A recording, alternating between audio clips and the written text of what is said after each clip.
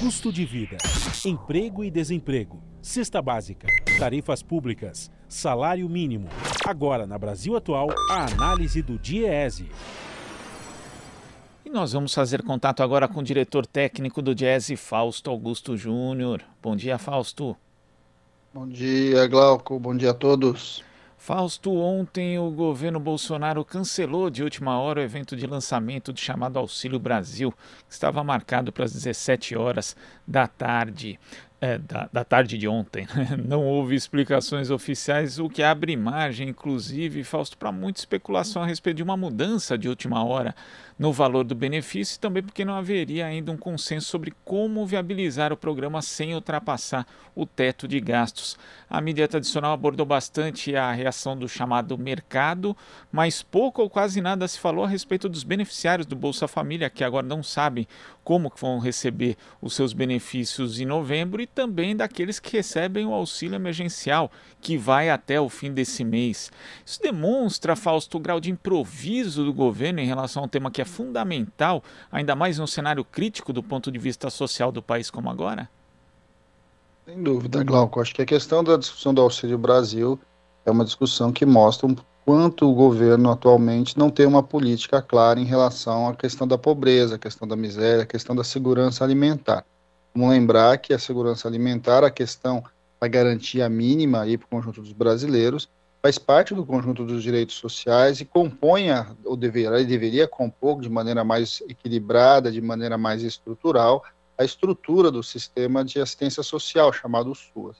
O atual projeto, que está, inclusive, sendo discutido no Congresso Nacional, por meio da MP, ele, de certo modo, busca trocar o nome, né, do que foi o Bolsa Família, um projeto bem estruturado, organizado ao longo de mais de uma década, e que, de alguma forma, caminhou no sentido de garantir essa base de sustentação mínima para o conjunto dos brasileiros mais pobres, por um programa absolutamente improvisado. Nós não sabemos qual é o valor, nós não sabemos qual é a quantidade de pessoas que de fato vão receber o auxílio, e o pior do que tudo isso, nós não sabemos qual vai ser de fato a política implementada a partir da sua aprovação. A questão do teto de gastos é uma questão do ponto de vista muito mais do seu financiamento, mas tem a ver com uma decisão do governo que de fato não sabe se prioriza o mercado financeiro ou prioriza a resolução aí da questão da fome no Brasil. É muito complexo e muito complicado você ver simplesmente um auxílio sendo transformado num elemento aí de discussão, de um lado da equipe econômica na busca aí da garantia do mercado, e de outro você vê o governo construindo um mecanismo absolutamente vinculado às eleições. A discussão do Auxílio Brasil não deveria ser uma discussão de um governo, ele deveria ser, de fato, a discussão de uma política de sustentação mínima das famílias brasileiras. Algo que nos preocupa bastante quando a gente olha para a MP, né, que foi colocada lá e que está em discussão no Congresso Nacional, é o quão, de fato, ela mantém as estruturas do Bolsa Família e mantém a forma de funcionamento de um programa que, de alguma forma, já teve a sua eficácia comprovada. O Auxílio Brasil, na verdade, ele vai picando o que foi o Bolsa Família em vários outros auxílios, vai desmontando parte importante da estrutura construída ali por dentro do CAD único e, de alguma forma, não apresenta para a gente nada, nem sequer o valor. E a gente está vendo a briga aí da questão do valor.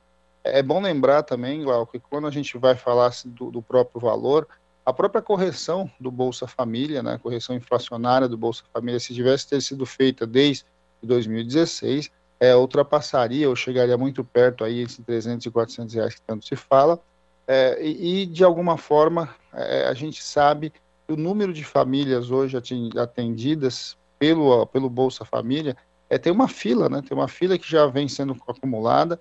Depois, com o auxílio emergencial, a gente viu o quão o conjunto de pessoas que precisariam entrar dentro de uma política séria com relação à segurança alimentar, e a gente vai vendo o quanto que esse Auxílio Brasil, de fato, ele não se vincula a muita coisa, não se vincula, de fato, às necessidades que o Brasil apresenta nesse momento. E é muito triste a gente ter que ouvir da mídia tradicional, a principal discussão ali é a questão do teto de gasto, é a questão do mercado financeiro e a questão de como essas movimentações em relação aos mais pobres pode prejudicar o equilíbrio das contas do Brasil. Quando, na verdade, a gente sabe que o equilíbrio das contas não passa por ali, ele passa muito mais pela taxa de juros, muito mais pelos gastos que o Estado tem junto ao mercado financeiro e, principalmente, de alguma forma, a gente precisa discutir o que é o tal do teto de gastos, que vem congelando os direitos sociais no Brasil e as políticas públicas sociais pelos próximos 20 anos. E o pior, Fausto, se a gente for pegar a própria perspectiva mais otimista do governo, né, que acabou sendo anunciada pelo ministro da Cidadania, no último domingo, nós temos aí 17 milhões de possíveis beneficiários desse Auxílio Brasil, contando que vai se zerar a fila que existe hoje no Bolsa Família. Mas no auge, o auxílio emergencial atingiu ali 68 milhões de pessoas quase. Então a gente está falando em cerca de 50 milhões de pessoas que podem ficar desassistidas, sem renda. A gente sabe que hoje existe um nível muito alto de precarização do mercado de trabalho e também níveis elevadíssimos de desemprego. Então essas pessoas vão acabar ficando totalmente desassistidas. É necessário pensar também na elaboração de políticas, se não por parte do Executivo, do próprio Congresso Nacional, no sentido de dar aí algum apoio, alguma assistência a todas essas pessoas que vão ficar sem auxílio emergencial, Fausto. Bem, e é mais, né, Glauco? Na verdade, já estamos com um conjunto bastante grande de que já estão sem o auxílio emergencial. Até porque a prorrogação do auxílio emergencial, vamos lembrar que no começo do ano, no auge da pandemia, o auxílio emergencial foi cortado. Ele só voltou ali em abril e ele vai voltar com um valor muito aquém, né? Foi cortado mais da metade e volta ainda para um conjunto muito menor de famílias. Nós estamos esse conjunto aí dos 65 milhões foi reduzido a menos de 30, e a gente sabe também que a intenção do governo agora é reduzir mais ainda. Nós estamos falando aí, eles falam em torno de 17, nós não temos clareza, até porque essa é uma outra questão, não há transparência na discussão do Auxílio Brasil e muito menos os mecanismos que vão de fato construir esse auxílio, esse chamado auxílio. É bastante importante a gente lembrar, Glauco, que neste momento o ideal seria que a gente avançasse numa discussão séria de uma renda básica de cidadania. O Bolsa Família é fundamental, o Bolsa Família cumpriu um papel fundamental, mas era importante que a gente desse o passo seguinte, né, o passo de você ter uma renda mínima para famílias mais pobres, e é um conjunto muito maior, inclusive, e que de alguma forma funcionasse aí como um colchão da cidadania, né, funcionasse como uma base de renda para que a gente ultrapassasse aí os limites da pobreza e construísse uma perspectiva outra do ponto de vista de pensar o desenvolvimento econômico e social. É bom lembrar também, Glauco, que quando a gente está falando de auxílios, quando a gente está falando de Bolsa Família, quando a gente está falando de uma política de renda direta ao trabalhador, direta à população mais pobre, nós não estamos falando só de uma política social, nós estamos falando também de uma política econômica, uma vez que a entrada desses recursos já mostrou, inclusive, a questão do auxílio emergencial, ela reativa as economias das pequenas cidades, ela reativa a economia das áreas mais pobres, e esse recurso ele vai se transformando em novos recursos. Não é só as famílias que são beneficiadas por ele diretamente, mas também o seu entorno vai sendo alterado e vai sendo beneficiado por essa injeção de recursos nos mais pobres. Essa não é uma discussão do teto de gasto no sentido de, afinal de contas, as contas públicas do Brasil está ou não está, vai ter problema ou não vai ter problema. É uma discussão de como a gente entende o papel de uma ação social, de um direito social, e como ele se integra a uma política econômica que, de alguma forma, deveria buscar sempre o bem-estar da população. Não é verdade que colocar recursos na mão dos mais pobres se transforma em dívida, se transforma em mais pobreza ou se transforma em inflação. Muito pelo contrário, o que a gente viu já há um bocado de tempo, que a gente vem acompanhando a questão do Bolsa Família, é que quando, e aí depois, né, agora recentemente com a questão do auxílio emergencial, é que quando a gente coloca recursos ali na base da pirâmide, toda a economia, né, local se desenvolve. E aí você vê um novo impulso aí de crescimento econômico calcado nos mais pobres. Esse é um debate que precisaria ser feito, deveria ser feito com mais consistência, não só por parte do governo, como por parte do Congresso e por parte da economia e por parte dos economistas como um todo, algo que a gente vê sempre à margem. Quando a gente fala do Auxílio Brasil, a gente deveria deixar de ser um programa basicamente eleitoral, ou basicamente amarrado aí a uma visão simplesmente costurado às pressas, para um projeto mais sério de sustentação econômica, em especial calcada aí nos mais pobres. E falando do Bolsa Família, Fausto, hoje, dia 20 de outubro, faz 18 anos da medida provisória que instituiu o programa.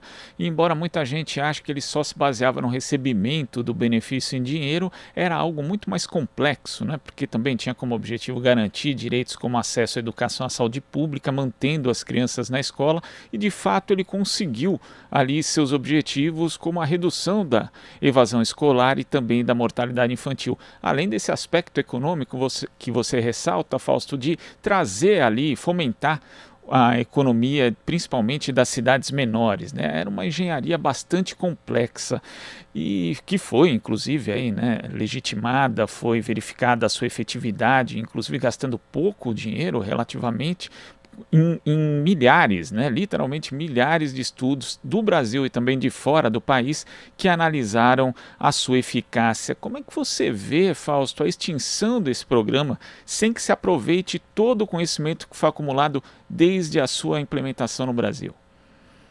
Bem, Glauco, a grande vantagem, né, acho que é importante a comemoração dos 18 anos do Bolsa Família. Na verdade, a gente deveria hoje estar comemorando e construindo a ponte aí para um projeto, inclusive, mais ambicioso.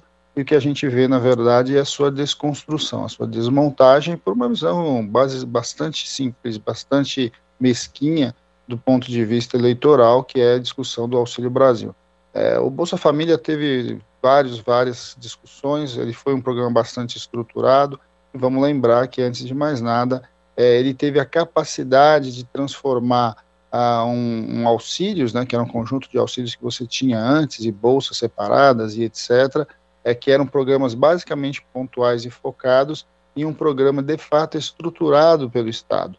O Bolsa Família não é o programa de o partido A ou do partido B, ele foi um projeto organizado pela sociedade, claro que naquele momento, por dentro do governo Lula e Dilma, mas ele avançou para ser um projeto de Estado, ou seja, independente do governante que estiver, ele tem as suas estruturas construídas, a sua lógica de controle, a sua relação direta com os municípios, e de alguma forma dão para ele um peso bastante significativo e uma importância que ele teve e continua tendo.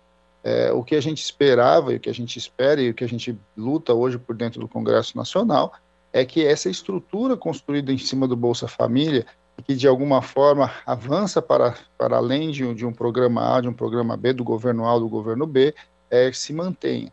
O que é criticado em relação ao MP do Auxílio Brasil é que de alguma forma a gente vai vendo novamente a separação ali dos auxílios, a gente vai vendo a perda dessa estrutura mínima aí de integração que o Bolsa Família trouxe e de alguma forma vai eliminando as suas transparências e os seus mecanismos de controle social.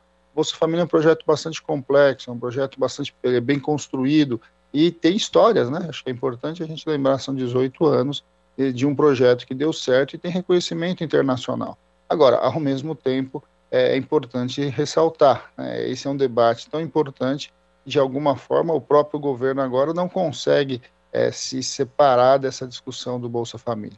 Independente do nome que queira se dar, a gente sabe que no fundo, o Bolsa Família, ele de alguma forma é a base de estruturação de qualquer tipo de benefício nesse momento.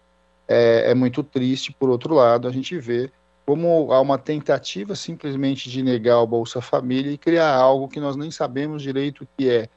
E mais importante, sem nenhuma discussão de fato, os atores que vêm discutindo e vêm lidando com a questão da pobreza no Brasil. As organizações que construíram e estiveram juntas junto ao Bolsa Família, os movimentos sociais, o movimento sindical, todos eles estão alijados desse processo de discussão do Auxílio Brasil e que, de alguma forma, deveriam estar contribuindo nessa discussão.